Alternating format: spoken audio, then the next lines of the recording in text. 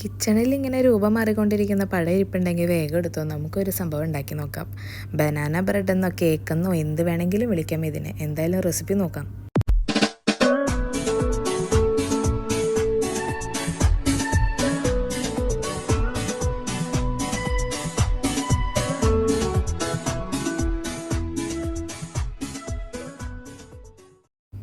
ആദ്യം ഒരു 2 കപ്പ് മൈദ ഒരു പാത്രത്തിലോട്ട് അരിച്ച് ചേർക്കാം. എൻ്റെ കയ്യിൽ അങ്ങനെ മെഷറിംഗ് കപ്പൊന്നുമില്ല, അതുകൊണ്ട് ഞാനിങ്ങനെ ഒരു ചെറിയൊരു പാത്രം അളവിന് വേണ്ടി എടുക്കുകയാണ്. അപ്പോൾ ഈ പാത്രം കൊണ്ടൊരു 2 കപ്പ് മൈദ എടുത്തിട്ടുണ്ട്. പഴം വെച്ചുണ്ടാക്കണോണ്ട് തന്നെ പഴത്തിൻ്റെ മധുരം എന്തായാലും ഉണ്ടാവും, അതുകൊണ്ട് ഒരു 3/4 കപ്പ് പഞ്ചസാര ചേർത്ത് കൊടുത്തിട്ടുള്ളത്. പിന്നെ ഒരു സ്പൂണ് ബേക്കിംഗ് പൗഡറും പിന്നെ ഒരു 1/2 സ്പൂണ് ബേക്കിംഗ് സോഡയും ചേർത്തിട്ട് അതെല്ലാം കൂടെ ഒന്ന് മിക്സ് ചെയ്തിട്ട് ഈ പൊടിയൊക്കെ വേറൊരു പാത്രത്തിലോട്ട് മാറ്റി വെച്ചു. പിന്നെ ഒരു 3 കോഴിമുട്ടയാണ് എടുത്തത്. കോഴിമുട്ട 3 എണ്ണം പൊട്ടിച്ച് വെച്ചിട്ട് ഹാൻഡ് വിസ്ക് വെച്ചിട്ട് നന്നായി മിക്സ് ചെയ്തു. എന്നിട്ട് കുറച്ച് വാനില എസൻസും കൂടെ ഒഴിച്ചിട്ട് നന്നായി മിക്സ് ചെയ്തു.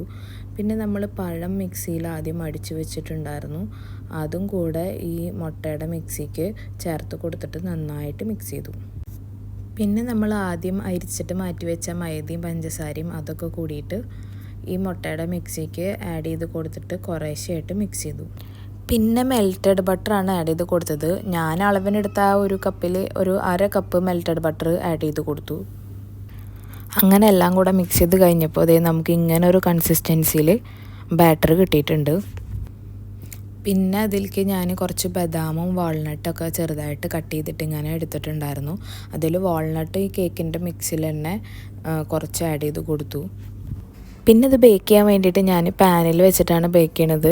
അപ്പോൾ ആദ്യം ഒരു ദോശപ്പാൻ വെച്ചിട്ട് അതിൻ്റെ മേലെ വേറൊരു പാൻ വെച്ചിട്ടാണ് ചെയ്യണത്. അതിലേക്ക് കുറച്ച് ബട്ടർ സ്പ്രെഡ് ചെയ്തിട്ട് മേലെ കുറച്ച് മൈദപ്പൊടിയും കൂടി ചേർത്ത് കൊടുത്തിട്ട് എല്ലായിടത്തും ആക്കി ബട്ടർ പേപ്പർ യൂസ് ചെയ്യുന്നതിന് പകരമായിട്ടാണ് ഇങ്ങനെ ചെയ്യണത്. എന്നിട്ട് നമ്മളെ ബാറ്റർ അതിലേക്ക് ഒഴിച്ചിട്ട് ബാക്കിയുള്ള വാൾനട്ടും ബദാമും ഒക്കെ മേലെ ഇട്ട് കൊടുത്തു. അങ്ങനെ കേക്ക് ബേക്ക് ചെയ്യാൻ വേണ്ടി വെച്ചിട്ടുണ്ട്. ലിഡിൽ ഹോളുണ്ടായിരുന്ന ഭാഗത്ത് ഇങ്ങനെ ടിഷ്യൂ ചെറുതായിട്ട് മടക്കിയിട്ട് വെച്ചിട്ടുണ്ട്. ഒരു 45 മിനിറ്റാണ് വെച്ചത്, നന്നായി തീ കുറച്ചിട്ട്.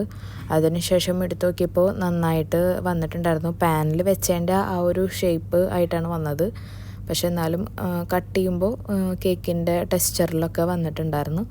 അപ്പോൾ എല്ലാവരും ട്രൈ ചെയ്ത് നോക്കുക. വീഡിയോ ഇഷ്ടപ്പെട്ടെന്ന് വിചാരിക്കുന്നു. ലൈക്ക് ചെയ്യാനും ഷെയർ ചെയ്യാനും സബ്സ്ക്രൈബ് ചെയ്യാനും മറക്കരുത്.